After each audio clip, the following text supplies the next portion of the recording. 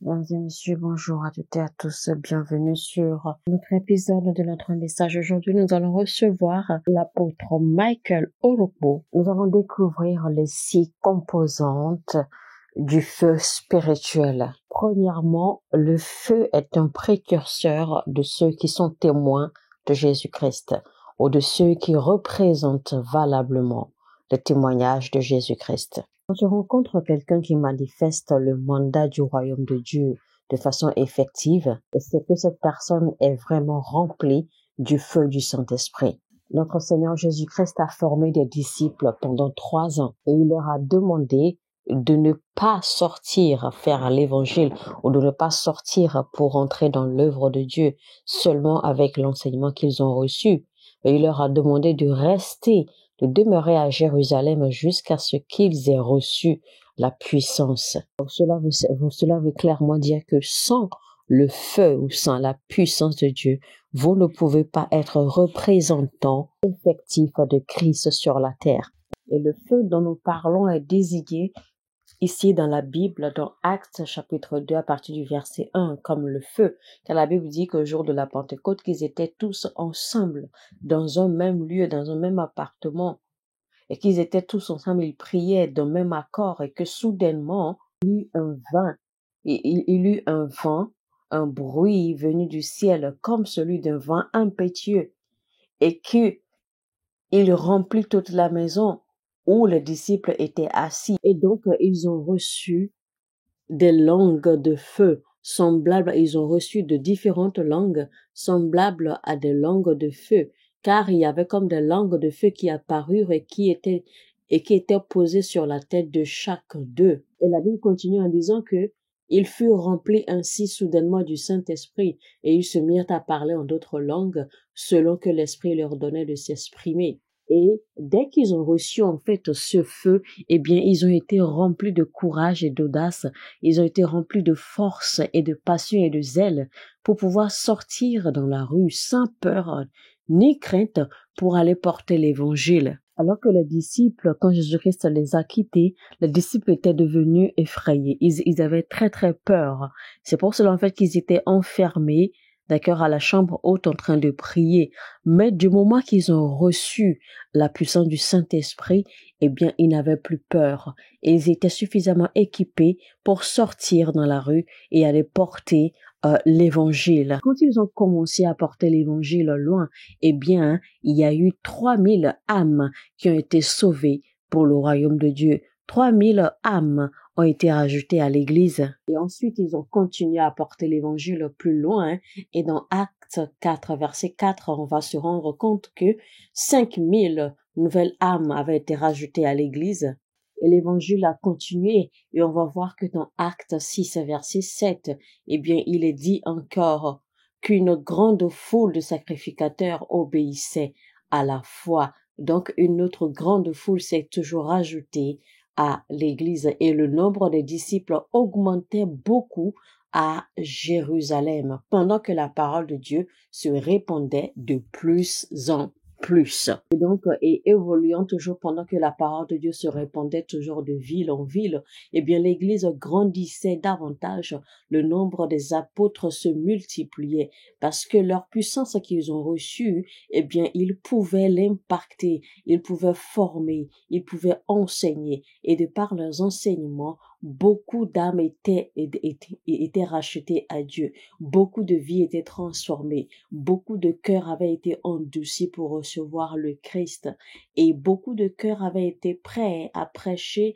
ou à devenir disciples et à obéir à la foi. Et vous allez voir que au verset 5 de Acte 8, la Bible nous fait comprendre que, eh bien, c'est-à-dire que des individus, des personnes, eh bien, par les personnes ou des individus, de façon unilatérale, pouvaient maintenant prêcher, d'accord, et convaincre et transformer toute une cité, toute une ville. Et la Bible parle ici de Philippe qui dit, Philippe étant descendu dans la ville de la Samarie, il prêcha le Christ. Les foules tout entières étaient attentives à ce que disait Philippe lorsqu'elles apprirent et virent les miracles qu'il faisait. car des esprits impurs sortirent de plusieurs démoniaques en poussant de grands cris, et beaucoup de paralytiques et de boiteux furent guéris. Il y eut une grande joie dans cette ville. Alléluia. Alléluia. Alléluia. Alléluia. Et pour continuer, on dit, tous, depuis le plus petit jusqu'au plus grand, l'écoutaient attentivement et disaient, celui-ci est la puissance de Dieu, celle qui s'appelle la grande. Alléluia. Au verset 12, en fait, on va dire, mais quand ils eurent cru à Philippe, qui leur annonçait la bonne nouvelle du royaume de Dieu et du nom de Jésus-Christ, hommes et femmes se faisaient baptiser. Simon lui-même crut, et après avoir été baptisé, il ne quittait plus Philippe, et il voyait avec étonnement les miracles et les grands prodiges qui s'opéraient.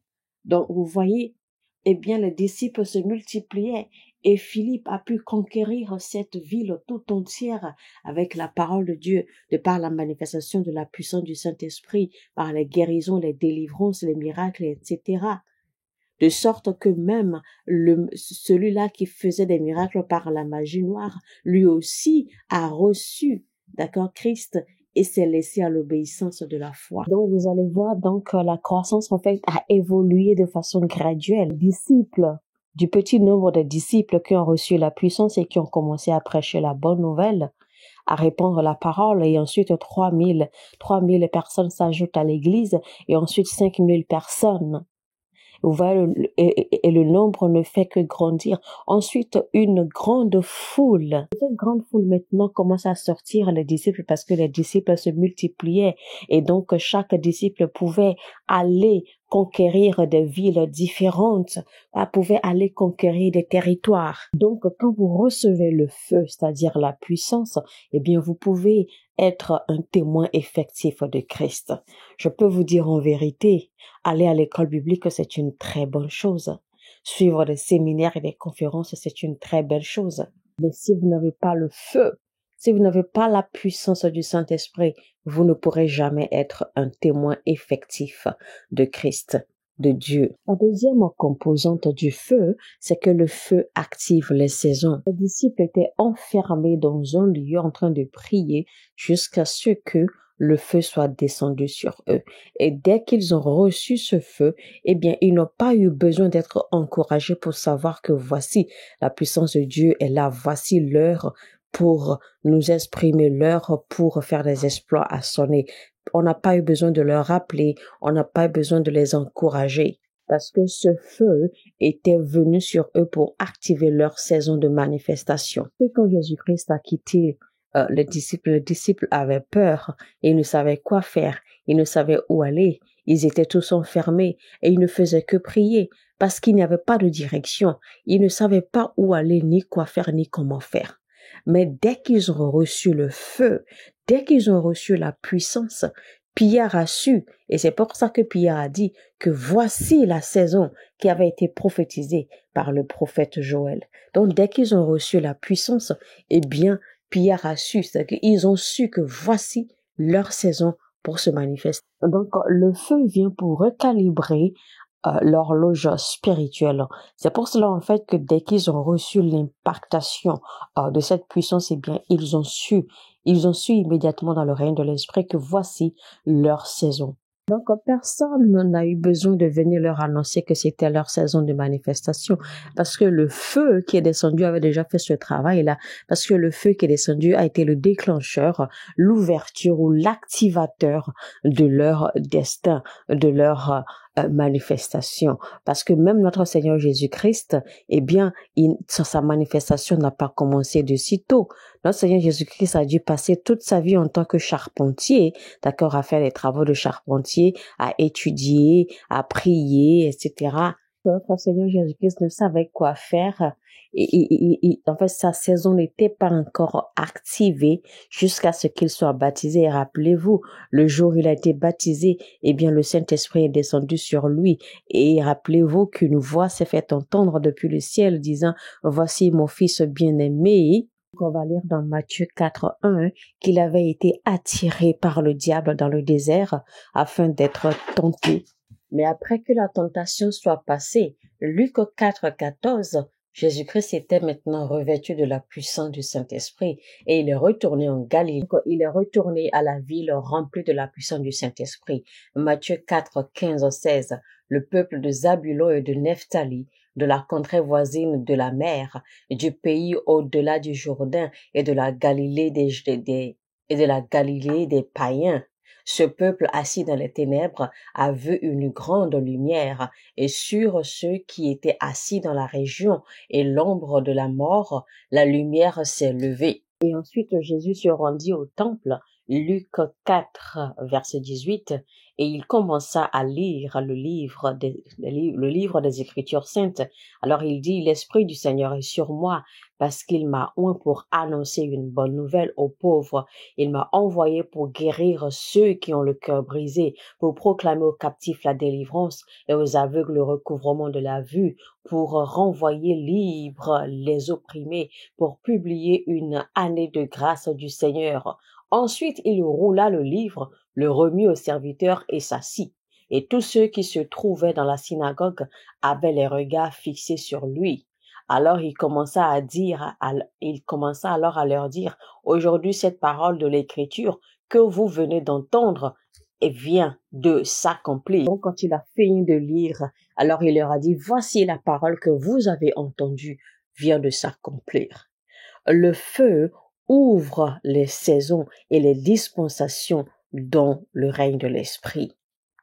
Tu peux être envoyé, tu peux être recommandé, mais tant que tu n'as pas ce feu, tant que tu n'as pas cette puissance, votre saison ne va pas s'ouvrir. Croyez-moi, quand le feu de Dieu descend sur vous, quand cette puissance descend sur vous, même si vous êtes rejeté par les hommes, votre saison va s'ouvrir.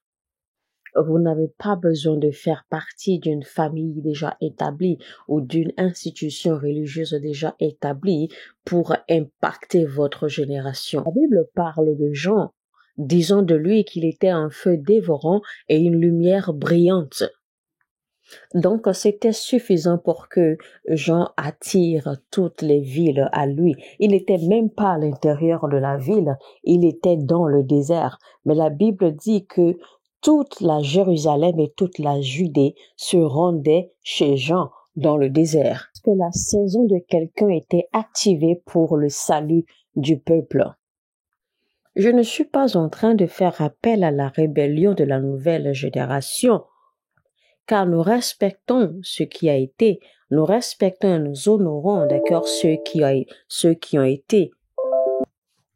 Mais nous reconnaissons aussi notre temps, nous reconnaissons aussi notre saison. Rappelez-vous, quand les pharisiens ont voulu défier Jean, eh bien Jean leur a répondu, je suis la voix de celui qui crie dans le désert. Jean était toujours dans le désert à rendre son ministère, eh bien, toute la ville ou toutes les villes de la Judée et de Jérusalem se rendaient vers Jean-Baptiste pour écouter la parole de Dieu et pour être baptisés. Et donc, à l'arrivée de notre Seigneur Jésus-Christ, on a eu le témoignage que Jean était un feu dévorant et une lumière brillante. Tous ces jeux de politique, de leadership, tous ces jeux, toutes ces manigances que vous faites dans les églises, eh bien, je peux vous assurer que ça ne vous amènera nulle part. Faites tout ce que vous voulez faire à l'intérieur des églises. Les pasteurs peuvent vous apprécier, les pasteurs peuvent vous aimer, mais cela ne vous donne pas la garantie que vous allez impacter votre génération. Donc, en fait, tout ce que vous devez faire ou tout ce que vous pouvez faire pour être apprécié, mais n'amenez pas les politiques et les ruses à l'intérieur de l'Église, parce qu'une chose que vous ne savez pas, seul Dieu fait les hommes.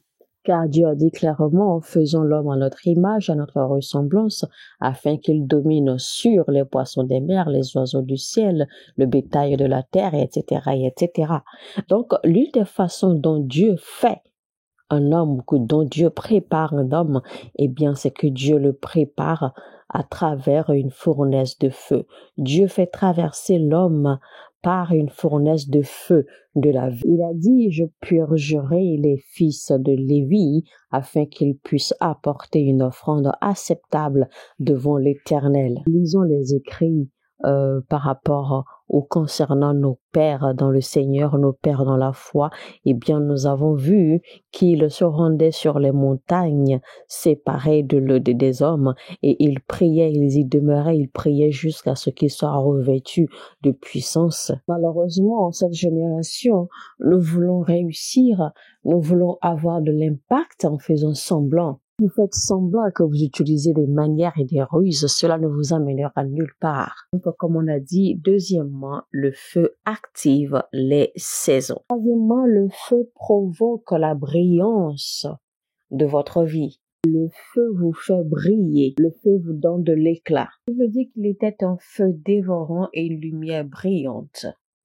Alors, si tu ne brûles pas, ton feu n'est pas brûlant et dévorant, tu ne peux pas briller non plus. Parce que votre éclat est rattaché directement ou lié directement à l'intensité de votre feu, à l'intensité de votre feu, à l'intensité du feu que vous portez. Parce que c'est le feu qui fait ressortir votre éclat. Toute personne que vous voyez en train de briller, c'est-à-dire en train de faire des exploits, c'est parce que ces personnes, en fait, ont du feu brûlant à l'intérieur d'elles. Et c'est ça qui emmène, en fait, cet éclat sur eux et les amène à faire des exploits. Quatrièmement, le feu impacte les influences du royaume de Dieu. Si vous possédez le feu qu'il faut pour les nécessités qu'il faut, eh bien, vous serez important, vous aurez de la valeur dans le royaume de Dieu. Je vous rapporte l'exemple de Jean. Quand Jean brûlait, d'accord, de ce feu qui était à l'intérieur de lui, et il était étincelant, d'accord, de l'externe, eh bien, sa lumière qui jaillissait, sa lumière qui était brillante, eh bien, attirait le monde, ce qui a fait que toute la cité de Jérusalem et de la Judée se sont rendus chez Jean pour écouter et recevoir la parole et leur baptême et leur salut. Imaginez un instant qu'un seul homme attire toute l'attention de toute une ville. Ça est bien au-delà de la publicité ou de la diplomatie ou bien même de tout ce que vous pouvez déployer comme stratégie humaine. Il existe une force, une puissance qui ne peut être négligée, qui ne peut être rejetée ou qui ne peut être repoussée. Cette puissance s'appelle le Anakazo de Dieu. Et ça, en fait, c'est la puissance convaincante, la puissance qui convainc, la puissance qui convainc les cœurs, la puissance qui convainc les âmes. Vous savez, il existe différentes sortes de puissances ou différentes sortes de niveaux de puissance dans le royaume de Dieu. Il y a la première puissance que l'on appelle Alké. Et la puissance que l'on appelle Alké, eh bien, c'est la puissance pour régner. Puissance du premier rang de puissance appelée Dunamis. Et ça, c'est la puissance qui vous donne la capacité de créer des changements. Ensuite, il y a la puissance que l'on appelle Exousia. Exousia ou Exousia. Et Exousia s'écrit E-X-U-S-I-A. Et à travers cette puissance, en fait, cette puissance rassemble les autorités déléguées. Également le niveau de puissance que l'on appelle Kratos. Et à ce niveau, c'est la puissance dynamique. Notre puissance appelée Iskos. Et à ce niveau, on désigne les puissances collaboratives. Vous avez besoin d'atteindre le niveau pour influencer les royaumes. Eh bien, cette puissance s'appelle Anakazo. Ça, c'est la puissance Anakazo. Anakazo s'écrit A-N-A-G-K-A-Z-O. Et ça, c'est la puissance par laquelle les âmes sont convaincues, les cœurs, les esprits sont convaincus dès que la parole de Dieu est prêchée, dès que la parole de Dieu est répandue. Cette puissance de Dieu qui se dégage pour toucher les âmes, pour toucher les esprits et les convaincre de la vérité, de la lumière. C'est à travers cette puissance quand vous parlez, quand vous prêchez, quand vous parlez, eh bien, vos paroles subsistent. Vos paroles résonnent encore dans l'âme des gens. Même quand ils vous quittent, ils ne peuvent pas oublier parce que vos paroles résonnent. On a l'impression que, en fait, c'est comme si les anges ont prêté leur voix à votre voix pour porter les paroles qui sortent de vous. Et là, ça veut dire que vous êtes habité de la puissance de Dieu qui est appelée Anakazo. Et c'est cette puissance, en fait, qui convainc les âmes à travers les paroles de votre bouche. Et bien, dès que vous libérez les paroles de votre bouche, le Saint-Esprit continue le travail. Et cette puissance, l'Anakazo, va alors transmettre le message qu'il faut au cœur et aux âmes des hommes et les convaincre à la vérité et à la lumière et les amener à accepter, à obéir à la foi. Mesdames et messieurs, on va s'arrêter là pour aujourd'hui. C'était donc l'apôtre Michael Oropo dans un message intitulé « Les 6 composantes du feu spirituel », première partie. Alors, si vous avez aimé, likez, cliquez sur le bouton j'aime et partagez autant que vous pouvez. Aidez-nous à atteindre le maximum d'âmes là-dehors. Si vous n'êtes pas encore abonné, abonnez-vous maintenant et activez la cloche de notification afin de ne rater aucun de nos messages. Sur ce, je vous dis que Dieu vous bénisse. À très très bientôt. Shalom chez vous. Mon heure a sonné et votre heure a sonné.